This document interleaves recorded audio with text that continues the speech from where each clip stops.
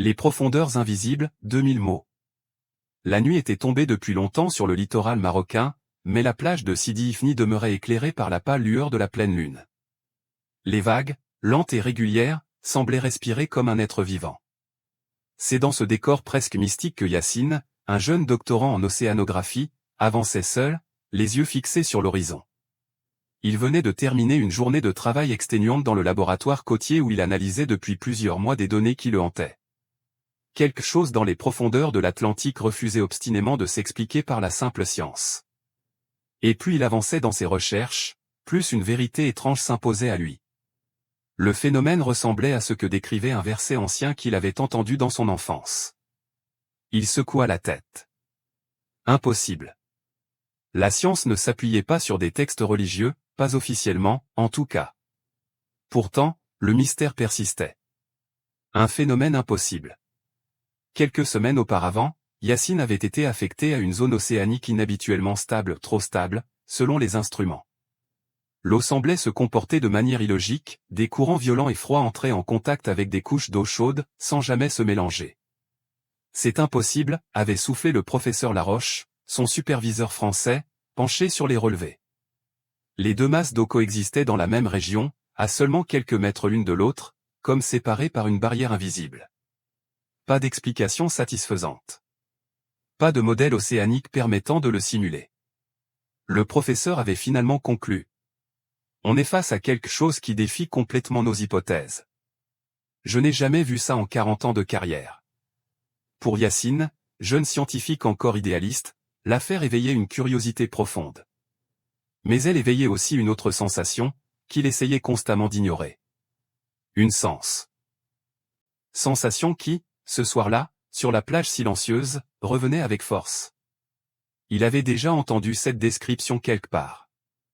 Un souvenir d'enfance.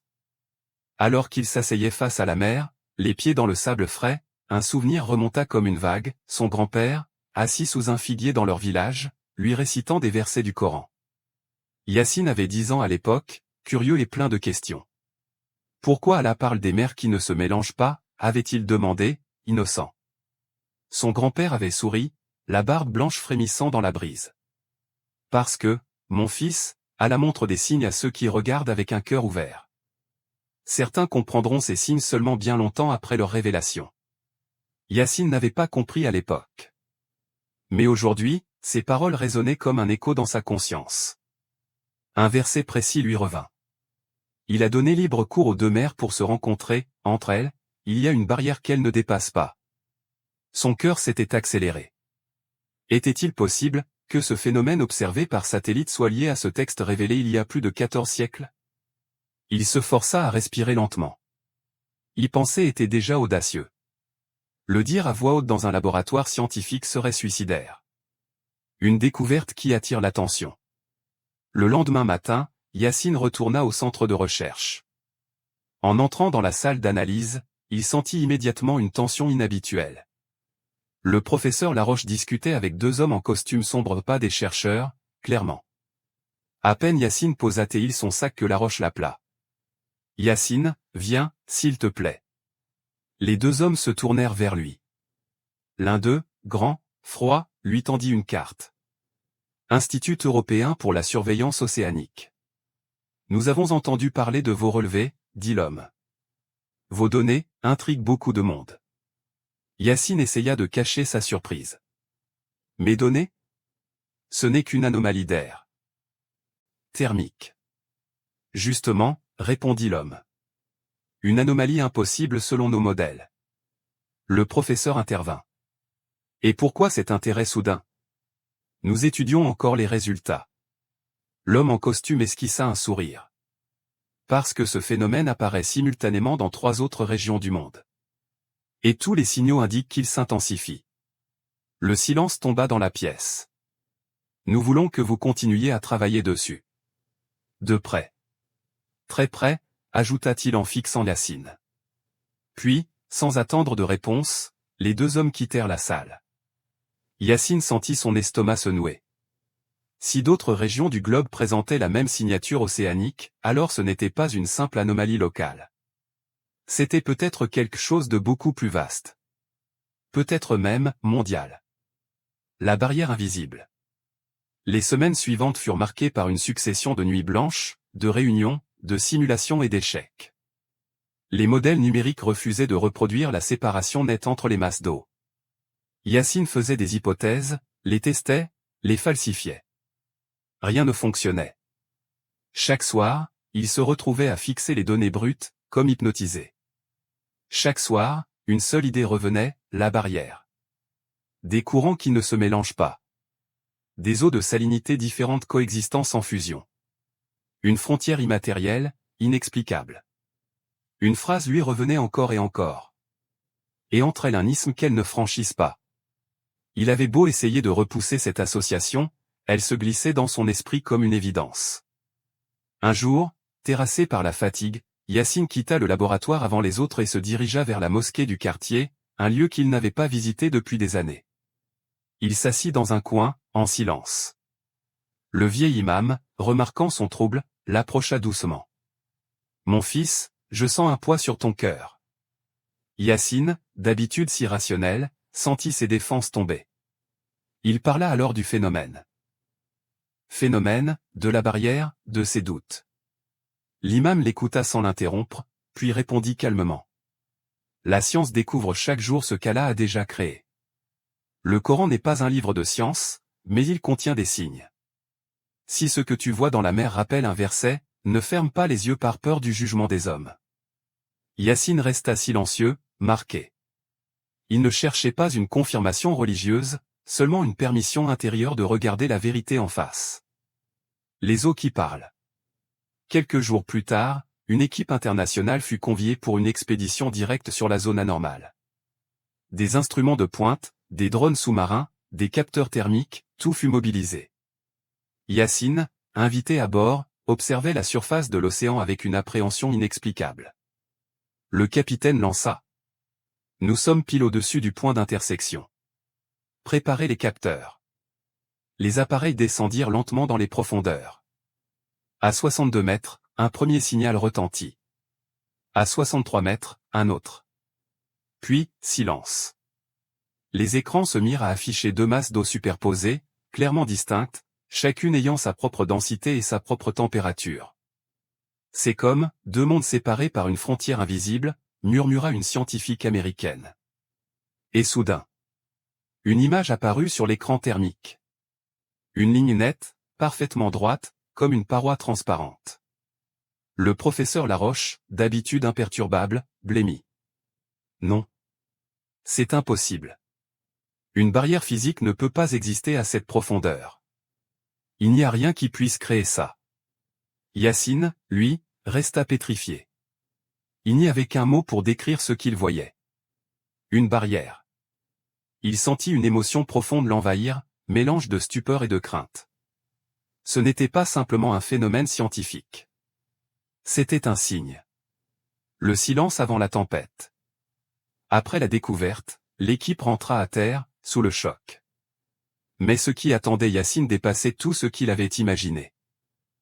Le lendemain, il fut convoqué dans une salle isolée du centre de recherche. Les deux hommes en costume étaient là. « Yacine, » commença le plus grand, « nous avons besoin de toute votre coopération. Votre nom est mentionné dans tous les rapports. Vous avez remarqué des choses que les autres n'ont pas vues. » Il s'approcha, les yeux fixés sur lui. « Dites-nous ce que vous pensez réellement du phénomène. » Yacine sentit son cœur s'accélérer. Devait-il parler du verset? De ce lien étrange qui s'imposait à lui? Il hésita. Mais avant qu'il ne puisse répondre, l'autre homme intervint. Parce que d'autres scientifiques, dans d'autres pays, commencent à parler de coïncidences religieuses. Nous devons contrôler la narration. Yacine comprit. Il ne cherchait pas la vérité. Il cherchait à la gérer. La pièce devint soudain oppressante. Il se sentit pris au piège. La décision. Ce soir-là, seul dans son appartement, Yacine ouvrit pour la première fois depuis des années le vieux Coran de son grand-père. Il retrouva le verset. Il le relut plusieurs fois, les mains tremblantes.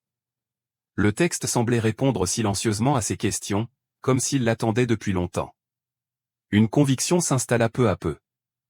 Il ne pouvait pas taire ce qu'il avait vu.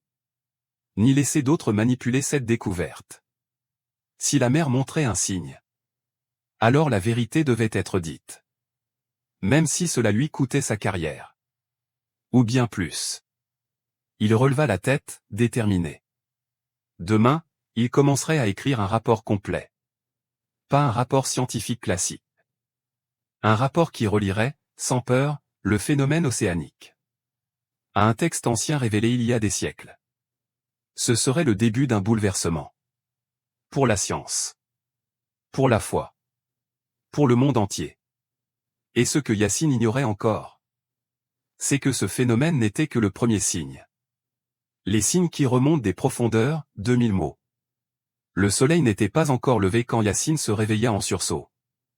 Il avait passé la nuit à réfléchir au rapport qu'il voulait écrire, mais une pression étrange pesait encore sur sa poitrine, comme si quelque chose d'invisible lui poussait à agir vite. Il resta immobile quelques minutes, écoutant le silence de son appartement, à peine perturbé par le bruit lointain des vagues.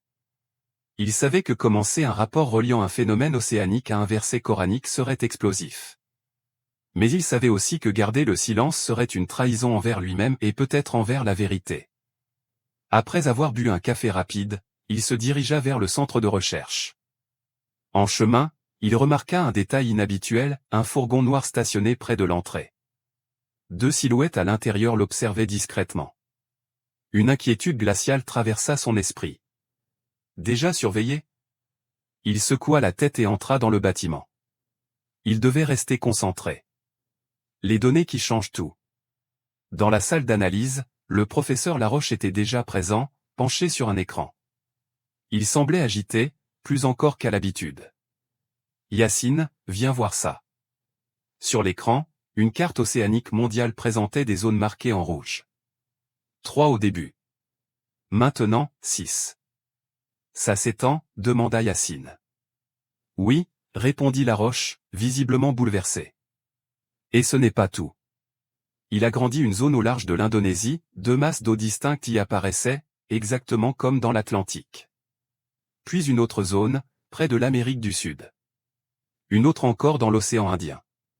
Toutes présentaient la même signature thermique, la même ligne nette, la même barrière invisible.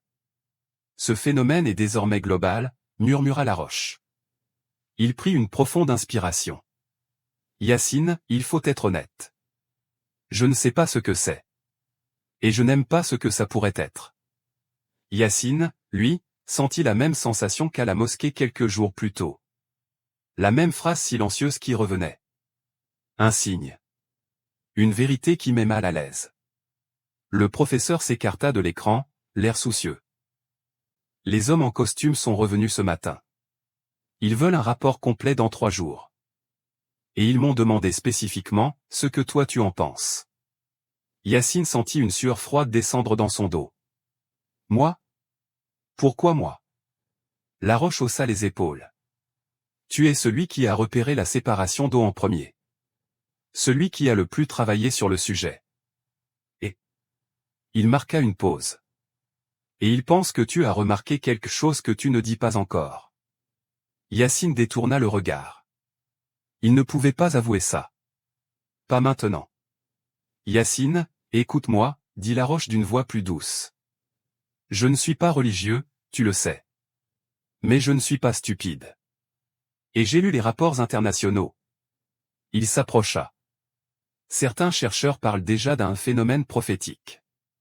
Des discussions internes circulent. Ils veulent empêcher toute fuite. Le cœur de Yacine se mit à battre plus vite. Les choses se compliquaient plus vite qu'il ne l'avait imaginé. Je ne sais pas si la religion a un rapport, poursuivit Laroche. Mais je sais que la science actuelle n'a aucune explication. Aucune. Il leva les yeux vers Yacine. Alors dis-moi la vérité, qu'as-tu réellement vu dans ces relevés? Yacine sentit un poids immense peser sur lui.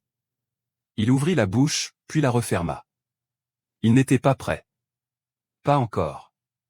Une rencontre inattendue. À midi, incapable de se concentrer davantage, Yacine sortit prendre l'air. La brise océanique lui apporta une légère paix, mais celle-ci fut interrompue par une voix derrière lui. Vous êtes bien Yacine Ben Salem? Il se retourna. Une jeune femme se tenait là, caméra en main, avec un micro accroché à son col. Elle semblait appartenir à une chaîne d'information indépendante. « Je suis journaliste, dit-elle. Je sais ce qui se passe au centre. Les anomalies océaniques. Les directives de silence. Les pressions internationales. » Yacine resta figé. « Vous n'avez rien à faire ici. Comment avez-vous appris tout ça ?» Elle sourit faiblement. « Les secrets n'existent pas vraiment, vous savez. Surtout quand il s'agit du monde entier. » Elle sortit une tablette et montra quelque chose. Une vidéo. Une barrière d'eau filmée près des Philippines. 2 océans séparés, côte à côte. Cette vidéo a déjà été vue par 3 millions de personnes, dit-elle doucement. Le monde commence à poser des questions. Yacine sentit son cœur se serrer. Et vous voulez quoi de moi? La vérité, répondit-elle. Je sais que vous travaillez sur ce phénomène depuis des semaines. Et je sais aussi que vous avez fait une observation spirituelle. Yacine tressaillit. Je n'ai rien dit à personne. Elle rangea la tablette. Vous n'avez pas besoin de parler. Votre visage a parlé pour vous. Elle fit un pas en arrière. Quand vous serez prêt à raconter ce que vous savez, contactez-moi. Puis elle disparut dans la foule, comme un souffle. Yacine resta là, paralysé. Impossible de comprendre comment les choses s'étaient répandues aussi vite. Mais une chose était certaine, le phénomène n'était plus un secret. Un rapport qui dérange. L'après-midi, Yacine se força à commencer le rapport. Il écrivit sur les séparations thermiques, les densités anormales, la non-miscibilité des eaux. Puis il s'arrêta. Il resta immobile longtemps, les yeux fixés sur la phrase. Aucune explication scientifique satisfaisante n'a été trouvée. Il sentit son cœur battre dans ses tempes. Il savait ce qu'il devait écrire ensuite. La partie que personne n'oserait accepter. La partie qui pourrait détruire sa carrière. Il inspira profondément et écrivit.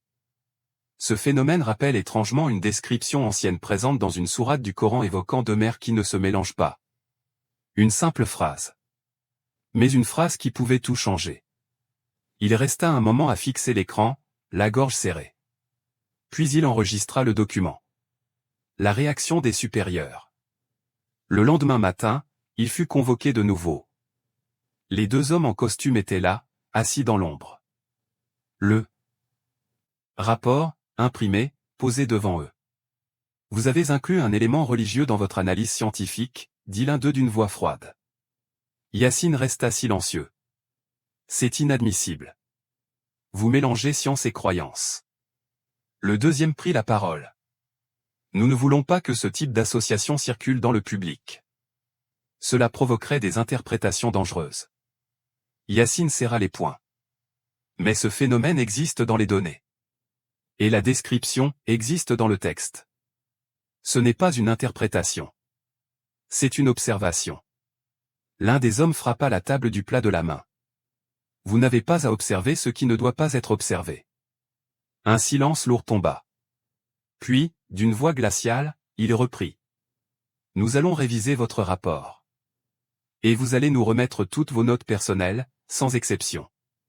Yacine comprit immédiatement. On voulait l'écarter, contrôler ce qu'il avait découvert. Si vous refusez, ajouta l'homme, nous pouvons mettre fin immédiatement à votre collaboration. Et ouvrir une enquête officielle sur vos méthodes de recherche.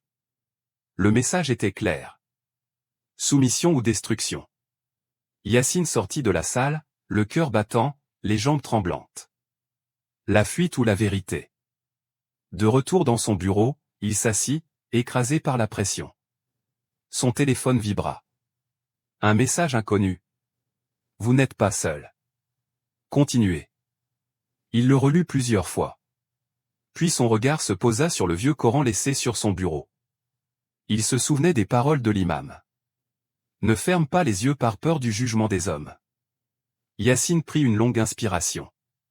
Si les autorités voulaient cacher la vérité. Si le monde commençait à poser des questions. Et si la barrière continuait de s'étendre? Alors il n'était plus temps d'être prudent. Il était temps de comprendre ce que ce phénomène signifiait réellement. Il ferma son ordinateur, prit une clé USB contenant les données non modifiées, et quitta discrètement le laboratoire. Ce soir-là, les vagues semblaient Les vagues semblaient l'appeler. Ou le prévenir. Le monde était en train de changer. Et ce qui remontait des profondeurs, n'était peut-être que le début. Le secret des deux mers, 2000 mots. La nuit était tombée depuis longtemps lorsqu'Yacine atteignit enfin la petite maison de son oncle Amine, située à la périphérie de la ville. C'était un ancien marin, un homme qui avait passé 30 ans de sa vie sur les océans avant de tout quitter pour mener une existence paisible. Yacine savait qu'il pouvait lui faire confiance. Il frappa 3 coups. La porte s'ouvrit lentement. « Yacine ?» À cette heure-ci, demanda son oncle, surpris. « J'ai besoin de parler, et j'ai besoin que ce soit ici, pas au centre. » Amine observa rapidement derrière son neveu, comme s'il cherchait une menace invisible, puis fit signe d'entrer. Yacine entra et s'assit sans attendre. La maison sentait le bois ancien et un léger parfum de thé au menthol. L'ambiance contrastait avec le chaos qui régnait dans son esprit. « Qu'est-ce qui t'arrive, mon garçon ?» demanda Amine en posant 2 tasses fumantes sur la table. « Tu as l'air d'avoir vu un fantôme. » Yacine prit une longue respiration. « Tonton, je crois que ce que nous avons découvert dans l'océan dépasse tout ce que la science peut expliquer. Et je crois que cela a été écrit depuis longtemps. » Les yeux d'Amine se plissèrent. « Explique-moi. » Alors Yacine raconta tout, la barrière d'eau, les données qui se multipliaient dans le monde entier, les hommes en costume, la journaliste, le rapport censuré. Il parla aussi du verset coranique qui le hantait de plus en plus. Amine resta silencieux. Puis, lentement, il se leva et alla chercher quelque chose dans une vieille boîte poussiéreuse. « Ce que tu décris, murmura-t-il, je l'ai vu une fois. » Yacine leva brusquement la tête. « Quoi? Tu as vu ça ?» Amine hocha la tête. « J'étais jeune, en mission dans le golfe d'Aden. Nous avions reçu l'ordre d'étudier une zone où les courants formaient un phénomène étrange. Un mur. Pas une vraie barrière, mais une ligne si précise que même les poissons ne la franchissaient pas. Certains marins parlaient d'un passage sacré. Il sortit une photo jaunie. On y voyait, en noir et blanc, 2 masses d'eau distinctes. La frontière était nette, irréelle. J'ai toujours gardé ça pour moi. À l'époque, personne n'aurait accepté d'en parler. On nous avait demandé le silence. » Yacine sentit un frisson lui parcourir la nuque. « Pourquoi cette photo n'a jamais été publiée ? » « Parce que ce que l'homme ne comprend pas, il préfère l'enterrer, » répondit Amine. Les deux restèrent un moment sans parler. L'horloge murale rythmait le silence. « Tu sais, » continua Amine, « dans le Coran, il est dit qu'Allah a placé entre 2 mers une barrière infranchissable. C'est une image spirituelle, oui, mais peut-être aussi une réalité physique que nous n'avons jamais comprise. » Yacine ferma les yeux. Oui. Il n'était plus seul à penser cela. L'appel de la journaliste. Alors qu'il s'apprêtait à répondre, son téléphone vibra. Un numéro inconnu. Yacine hésita. Puis décrocha. « Vous êtes enfin sorti du centre » dit une voix féminine. C'était la journaliste. « Il fallait que je vous retrouve avant eux. » Qui eux ? Ceux qui vous surveillent. Ceux qui veulent empêcher l'information de sortir. Yacine sentit sa gorge se serrer. Elle reprit. « Écoutez-moi. J'ai découvert quelque chose. Les zones séparées dans les océans ont augmenté encore aujourd'hui. Les satellites montrent désormais 11 points de rupture. 11. Et certains alignements correspondent à des zones tectoniques, mais d'autres sont totalement inexplicables. Pourquoi me dire ça à moi ? Parce que vous êtes le seul scientifique à avoir osé mentionner la dimension spirituelle. Et parce que vous êtes en danger. » Un silence pesant tomba. « Je veux vous rencontrer demain matin. J'ai des documents. Et vous, vous avez des réponses que personne d'autre n'a. » Puis elle raccrocha. Yacine resta un long moment à fixer l'écran. L'écran noir. Son oncle s'approcha. « Tu vas la voir ?» Yacine hocha la tête. « Je crois que je dois comprendre ce que tout cela veut dire. » La mer qui parle. Le lendemain, Yacine retrouva la journaliste près d'un vieux port de pêche. Elle portait une casquette et des lunettes discrètes, comme si elle craignait d'être suivie. Merci d'être venu, dit-elle. Dites-moi ce que vous savez. Elle sortit une enveloppe. À l'intérieur, des impressions satellites, des relevés thermiques, des analyses indépendantes. Ce ne sont pas seulement des frontières d'eau, expliqua-t-elle. Regardez ici, là, et là. Elle montrait 3 cartes différentes. Chaque ligne se déplace légèrement. Toutes dans la même direction, comme si quelque chose poussait les eaux à se séparer. Yacine observa attentivement. Les lignes avançaient, oui. Très lentement, mais sûrement. Et ce n'est pas tout, ajouta-t-elle. Des plongeurs philippins ont filmé une sorte de vibration sous-marine, comme une pulsation. On ignore si c'est géologique ou autre chose. Yacine sentit une angoisse froide l'envahir. Une pulsation sous-marine. Comme un cœur qui bat, quelque part dans les profondeurs. Ce phénomène ressemble à quelque chose qui grandit, dit la journaliste. Quelque chose qui n'a jamais été enregistré. Elle le fixa droit dans les yeux. Et si ce phénomène attirait l'attention depuis longtemps? Et si certains gouvernements savaient depuis des années? Yacine sentit son souffle se bloquer. Vous pensez qu'on nous cache l'origine? On vous cache tout, répondit-elle. Et si vous aviez continué à travailler au centre, vous n'auriez jamais vu ces documents. Elle s'interrompit, observant autour d'elle. Il faut partir d'ici. On ne peut pas rester longtemps au même endroit. Elle rangea tout dans son sac et ajouta.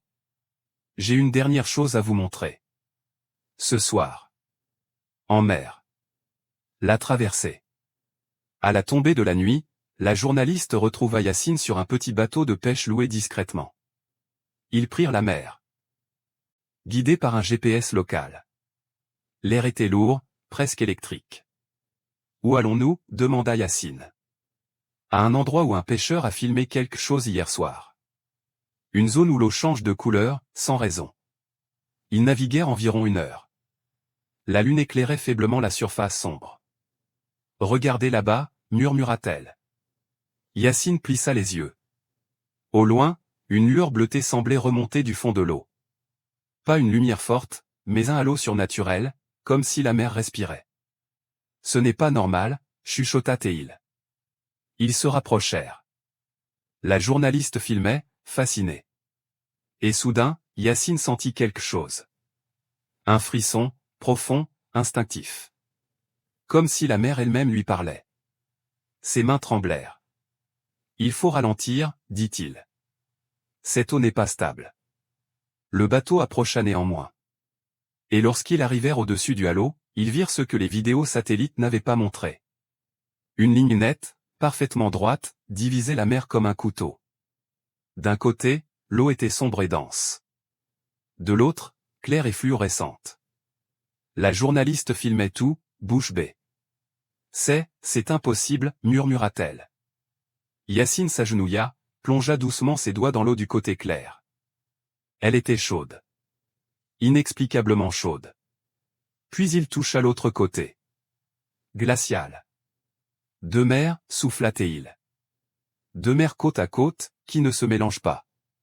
Un verset coranique lui revint à l'esprit. Parmi ces signes, il a laissé les 2 mers se rejoindre, mais il a placé entre elles une barrière qu'elles ne franchissent point. Il releva les yeux. Le cœur battant. Ce n'est pas un phénomène naturel. La journaliste le regarda, bouleversée. Alors qu'est-ce que c'est? Yacine se leva lentement. Un avertissement. L'apparition sous-marine. Alors qu'il parlait, une vibration sourde secoua le bateau. La mer sembla palpiter. Le halo bleu s'intensifia brusquement, éclairant les fonds comme un projecteur céleste. Qu'est-ce que? Balbutia la journaliste. Puis ils le virent. Quelque chose bougeait sous la surface. Pas une créature identifiable, mais une forme diffuse, gigantesque, comme une masse d'énergie en rotation. Le bateau vibrait maintenant sous l'effet de la pulsation.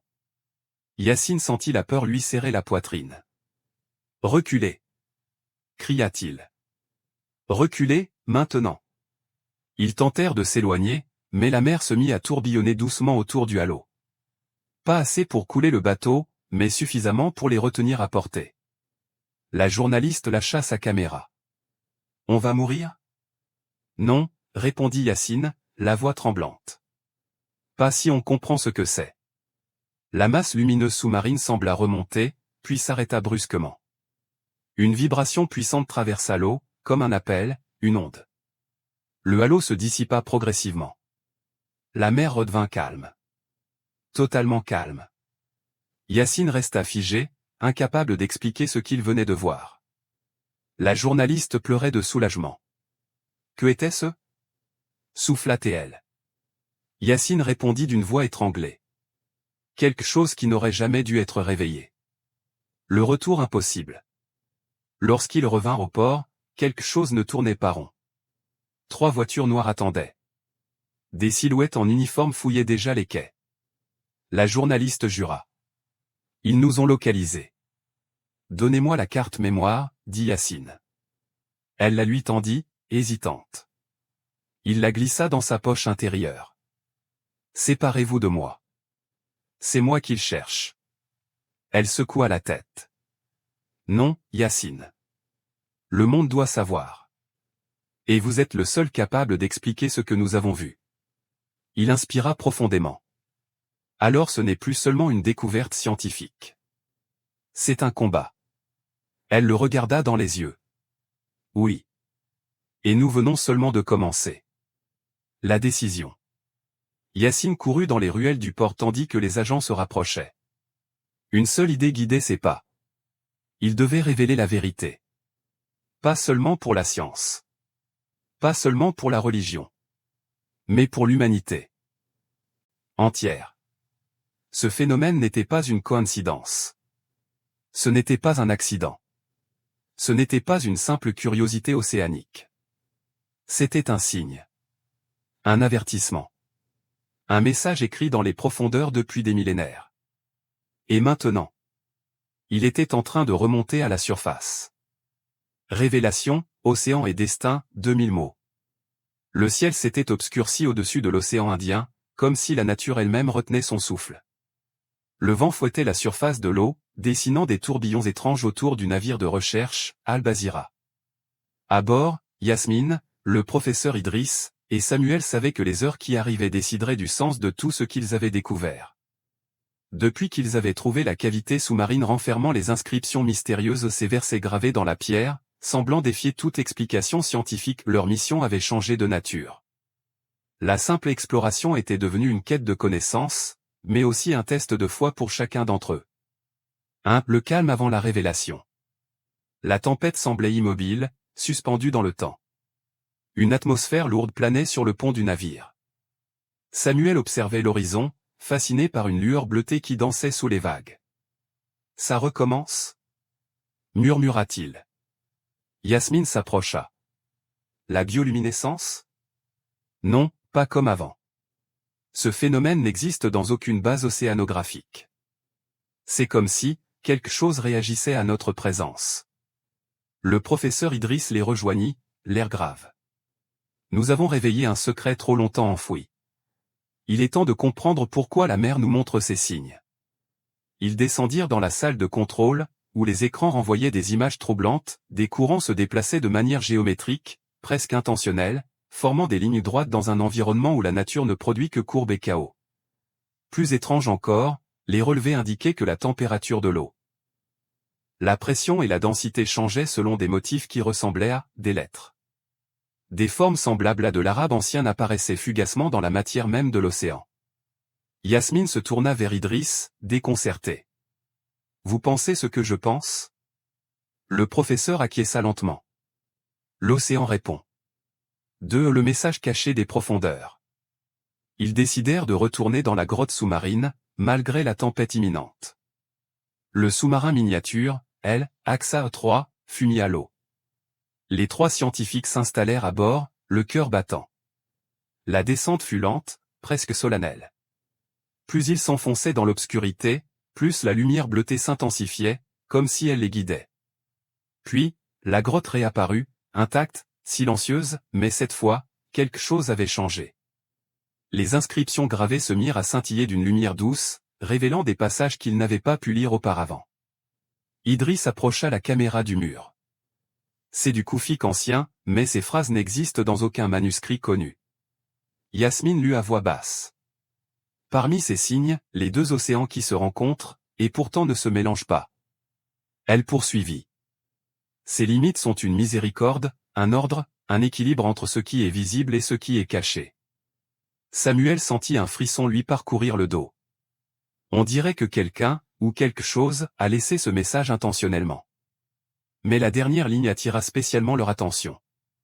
Elle brillait d'une intensité presque surnaturelle. Quand le savoir regarde l'océan, l'océan répond à celui qui cherche la vérité. Idriss inspira profondément.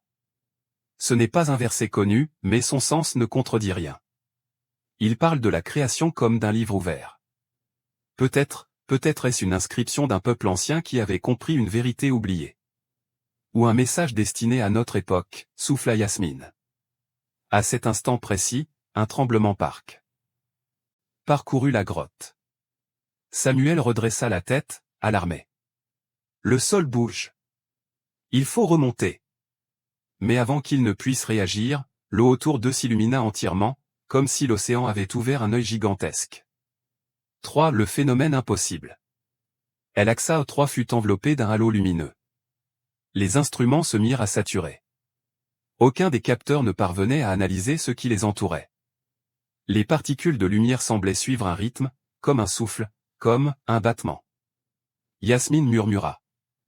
On dirait un cœur. Le professeur Idriss, lui, pleurait silencieusement. C'est le signe d'un ordre. D'une limite. Ce que le Coran évoque, ce que nous avons toujours cru, nous sommes en train de le voir. Samuel se tenait la tête entre les mains. Je suis scientifique. Je suis censé comprendre. Rien de tout ça n'est possible. Idriss posa doucement la main sur son épaule. La science est un outil. Elle évolue. Elle n'est pas une barrière contre le sens, Samuel. L'essentiel n'est pas de comprendre tout, mais de reconnaître quand quelque chose dépasse notre capacité actuelle. La lumière se resserra autour d'eux, formant des filaments. Ils semblaient vibrer pour composer un mot, un seul. Udu. Signifiant les limites. Puis tout disparut. L'obscurité revint, la grotte s'ouvrit, et la mer cessa de trembler. El Aqsa 3 se retrouva à nouveau dans les eaux calmes. Samuel, tremblant, murmura. Ce n'était pas naturel. Ce n'était pas une illusion. L'océan communiquait. 4. Le retour à la surface. Lorsqu'ils remontèrent vers la lumière du jour, la tempête avait cessé. Le ciel était parfaitement clair, comme la veille. Sur le pont du navire, les techniciens les accueillirent avec soulagement, mais aussi avec incompréhension, aucun des capteurs n'avait capté quoi que ce soit de ce qui s'était passé. Comme si l'événement était invisible aux machines. Seules leurs caméras internes avaient enregistré la lueur. Mais les symboles, eux, n'apparaissaient pas dans les vidéos. Yasmine resta longtemps sans parler. Alors, nous sommes les seuls témoins. Idriss regarda l'horizon. Certains signes sont destinés aux yeux qui cherchent. Pas aux appareils. Samuel éclata alors. Que va-t-on raconter au monde? Qu'une lumière nous a parlé dans l'océan? Que des inscriptions anciennes ont vibré? On ne nous croira jamais.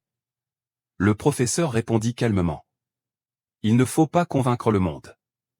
Il suffit de dire ce que nous avons vu. Ceux qui cherchent comprendront. 5. Le dernier secret. Cette nuit-là, Yasmine ne parvint pas à dormir. Elle monta seule sur le pont du navire. Les étoiles brillaient au-dessus d'elle, et la mer semblait étrangement calme, comme si elle respirait avec douceur. Elle repensa aux mots gravés. Quand le savoir regarde l'océan, l'océan répond à celui qui cherche la vérité. Elle comprit alors quelque chose que même Idriss n'avait pas exprimé. L'océan n'était pas une énigme à résoudre. Il était un miroir. Un miroir de la création. Un miroir du mystère. Un miroir de l'ordre invisible que le texte sacré évoquait depuis toujours. Elle ferma les yeux, laissant le vent marin caresser son visage. Nous n'avons pas trouvé la vérité. Murmura-t-elle. C'est elle qui nous a trouvés. Une vague plus lumineuse que les autres vint frapper doucement la coque du navire. Comme un dernier salut. 6. Épilogue l'héritage des océans. Des mois plus tard, les 3 scientifiques publièrent un rapport. Ils ne parlèrent ni de miracles, ni de phénomènes surnaturels. Ils décrivirent les données observables, les limites entre les eaux, les frontières invisibles, les courants impossibles, les résonances lumineuses. Mais dans un chapitre annexe, Idriss ajouta un texte court, humble, mais bouleversant. La science n'explique pas tout. Elle décrit. Elle mesure. Elle cherche. Mais parfois, la création montre une facette qui dépasse la mesure. Le Coran parlait des océans comme d'un signe. Nous avons vu ce signe. Pas avec des machines. Mais avec le cœur de chercheurs qui ne craignent pas l'inconnu. Samuel devint un fervent défenseur du dialogue entre science et spiritualité. Yasmine continua d'explorer les mers, mais avec un regard nouveau. Et Idriss consacra les dernières années de sa vie à enseigner aux jeunes chercheurs que l'humilité est la première étape vers la connaissance. Quant à la grotte, elle ne fut jamais retrouvée. Comme si la mer l'avait absorbée, après avoir transmis son message. Un message qui résonnera longtemps dans le cœur de ceux qui se demandent encore. Comment le Coran pouvait-il décrire des vérités que la science découvre seulement aujourd'hui? Et pourquoi l'océan semble protéger ses secrets depuis la nuit des temps?